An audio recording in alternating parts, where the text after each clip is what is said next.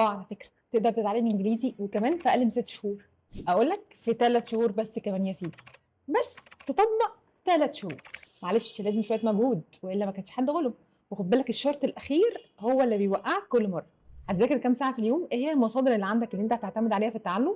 وأخيرًا الاستمرارية، من غير الشرط الأخير ده انسى، اسمح لي أواجهك بالحقيقة، اللي بيذاكر ساعة أكيد غير اللي بيذاكر 3، واللي بيحفظ كلمات أكيد غير اللي بيسهّل على نَفْسه وبيحفظ chunks، واللي بيشوف ويقرا بس غير اللي بيشوف وبيقرا وبيتكلم وبيسمع، يعني بيعمل معايشة للغة. وطبعًا اللي بيذاكر كل أسبوع مرّة غير اللي بيذاكر كل يوم.